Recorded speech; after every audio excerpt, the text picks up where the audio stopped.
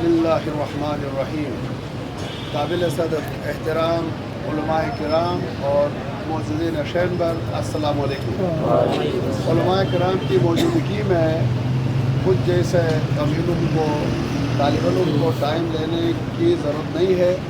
البتہ یوتھ کے لیے میرا ایک چھوٹا سا پیغام ہوگا، کیونکہ میں آج کل سوشل میڈیا سے بھی مربوط ہوں اور کمیونٹیز کے ساتھ گراؤنڈ میں بھی ساتھ موجود ہوں. میں لوگوں کو دیکھ رہا ہوں کہ لڑائی کہیں ہو رہی ہے، بزدلی کا اظہار کہیں اور ہو رہا ہے، سردی کہیں اور ہے اور ٹھٹر ہم رہے. تو اس حوالے سے بزدلی کہاں سے آتی ہے؟ علماء سے معذرت کے ساتھ اپنے تجربات اور تھوڑا بہت مطالعے کی روشنی میں صرف 2 رکعت پیش کروں گا ایک شعر کے ساتھ. ستیزہ کار رہا ہے ازل سے تا امروز، چراغ مصطفی سے شرار ابوالحبیس. یہ حق اور باطل کی جنگ پیغمبر خدا صلی اللہ علیہ وآلہ وسلم کے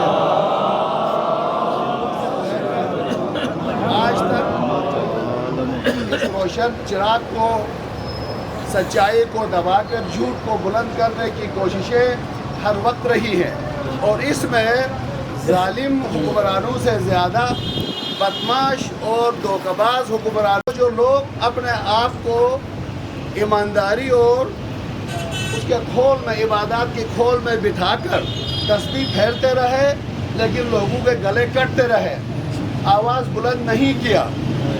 کیوں نہیں کیا؟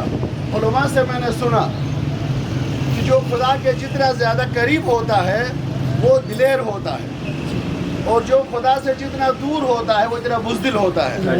اس وقت میں دیکھ رہا ہوں ہم لوگ مطالعہ نہیں کر رہے، علماء کے قریب نہیں ہے، مساجد اور امام بارگاہ سے دور ہے. آپ مسجد دیکھ رہے ہو، نماز جمعہ میں گنتی کے لوگ اب موجود ہوتے ہیں، اور نماز جماعت میں 10 سے 12 لوگ ہوتے ہیں. جو بے نمازی ہو، جو نماز نہیں پڑھتا ہو، وہ خدا کے بارے میں کیا جانتا ہے؟ جو خدا کی طاقت کو محسوس نہ کرے وہ بلی سے، چوہے سے بھی ڈرے گا. اس وقت میں دیکھ رہا ہوں وہ مغربی میڈیا تو کوشش کرے گی، ایون پاکستانی میڈیا بھی مغربی ٹکڑوں پہ پلنے والی میڈیا ہے، جو صرف اور صرف اپنی تخلیقیت پر بھروسہ نہیں ہے، اپنے ملک پر بھروسہ نہیں ہے، لیکن یہ لالچی کتے صرف اور صرف مغرب کی بری خبر کو، چھوٹی خبر کو بڑی کر کے اور مسلمانوں کی بڑی فتوحات کو بھی کمزوری میں دکھا رہے ہیں. کل بھی میں دیکھ رہا تھا بڑے بڑے لوگ جن کے ساتھ آمنے سامنے بات ہو رہی ہے، میڈیا میں بھی کہہ رہے ہیں اسرائیل بڑا طاقتور ہے، جس نے آ کے ایران کے اندر آ کے اس نے ہمارے مہمان کو شہید کیا، اور ایران کی جو سیکیورٹی ہے وہ کمزور ہے. میں یہی کہہ رہا ہوں ایران کی طاقت ہم نے ابھی تک محسوس نہیں کیا ہے. ہمیں ابھی تک فتح کسے کہتے ہیں، شکست کسے کہتے ہیں، اس کا ڈیفینیشن نہیں پتا. ہمیں عزت اور بے عزتی کا نہیں پتا، ہمیں محبت اور نفرت کی ڈیفینیشن کا نہیں پتا. حتیٰ کہ میں یونیورسٹیز میں کبھی ایجوکیشنسٹ سے بات کرتا ہوں، زندگی کا مقصد بیان کرو، وہ سوچنے لگ جاتے ہیں زندگی کا مقصد کیا ہے. تو جس شخص کو اپنی زندگی کا مقصد کا پتہ نہ ہو، اپنی تعلیم کا مقصد کا پتہ نہ ہو، وہ کیا ظالم کے سامنے ٹکرائے گا. میں نے ایک عالم سے سنا تھا کہ جب آپ کسی بڑے کام کے لیے نکلتے ہو، تمہارا ضمیر مطمئن ہے کہ تم خدا کی خوشنودی کے لیے خدا کے راستے میں کوئی کام کرنے جا رہے ہو، تو تم اپنی طاقت کو مت دیکھو، اپنا ضرف مت دیکھو، بلکہ یہ دیکھو کہ تم کس کے ہدف، کس کے بتائے ہوئے اصول کو زندہ کرنے کے لیے میدان میں اتر رہے ہو. لہٰذا آج آپ دیکھ رہے ہیں فتح کربلا میں بھی حسینیوں کی تھی، آج بھی حسینیوں کی فتح ہے. یہی کمال ہوتا ہے، پیچھے سے آگے چھرگوں پہ خبریں آگے سے پیچھے کرے، چھوٹی چھوٹی باتوں پر جس کو خدا کو یقین نہیں ہوگا وہ مخبریاں کر کے، بزدلیاں کر کے اپنا پیٹ پالتا ہے. اس وقت دشمن کو ایک کامیابی ہوئی ہے، وہ یہی ہے کہ شیعہ قوم کے اندر دلالوں کی تعداد پیدا کیا ہے.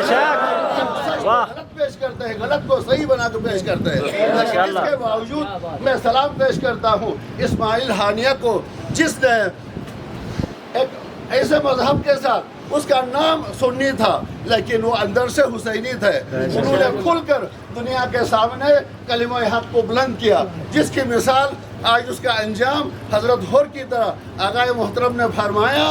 آقائے دنیا کے اس وقت سب سے عظیم ترین ہستی نے اس کا نماز جنازہ پڑھایا. اتنی بڑی ریلی, اتنا بڑا اجتماع ہوا, ہمیں وہاں سے سیکھنا چاہیے.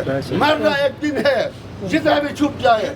اگر میں 7 ٹائم کھانا کھا لوں, میرے پیچھے ہزاروں ڈاکٹر موجود ہو, ہزاروں بلڈنگیں موجود ہے, ایک دن مرنا ہے. کیونکہ مولا علی علیہ السلام کا فرمان ہے, اگر کسی شخص کو 3 سوالوں کا جواب لیے بغیر مر گیا تو وہ فنا ہو گیا, وہ کفار ہو گیا. وہ کیا تھا؟ میں کہاں سے آیا ہوں, پلٹ کے کہاں جانا ہے, مجھے کس مقصد کے لیے پیدا کیا ہے.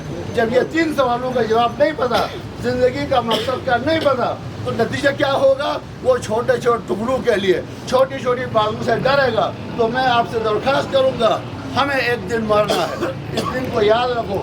سقراط کو بھی جب زہر دے دیا, کس بات پہ؟ اس نے سچ بولا تھا اور اس کا مخالفین غلط بول رہے تھے. وہ کہہ رہے تھے یار تم اپنے سچ کو واپس لو یا زہر پی لو.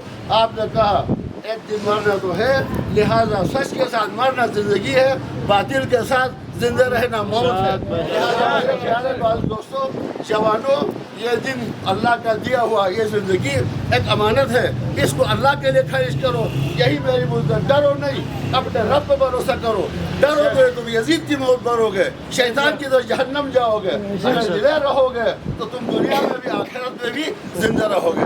اللہ تعالیٰ ہم سب کو توفیق دے کہ ہم حق کے لیے سوچیں, حق کے لیے مارے. اور اس وقت ہمیں اتفاق اور اتحاد کی ضرورت ہے. اگر ہم چین بھر میں ایک دوسرے کے ساتھ کنیکٹڈ ہو گئے, مجھے امید ہے ہم کربلا کے شہداء میں اور فلسطین کے شہداء میں شامل ہوں گے. لیکن دوسرے لوگوں کو ڈرانے کے لیے جھوٹے پروپیگنڈے کریں گے, ایک دوسرے کو ڈرائیں گے, تفرقے میں ڈالیں گے. اگر تعلیم کے نام پر, عبادت کے نام پر, تو یہ سب سے بڑی بزدلی ہوگی, یہ قوم کے ساتھ مذہب سے غداری ہوگی, اور میں یقین سے کہتا ہوں ہمارا انجام جہنم ہوگا. اللہ تعالیٰ ہم سب کو توفیق دے. علماء کی سرپرستی میں ہم ایک رہیں, محبت سے رہیں اور محنت پہ بھروسہ کریں. خبریں آگے پیچھے کر کے پیٹ کب تک بھریں گے؟ ایسے بڑے بڑے اقتصاد مار گئے ہیں, خبریں لے جانے والے مر چکے ہیں. لہذا ہمیں اللہ توفیق دے کہ ہم اپنے رب کے سامنے سرخرو ہو اور ہر جھوٹ سے, ہر غلط سے اپنے آپ کو محفوظ رکھیں. والسلام.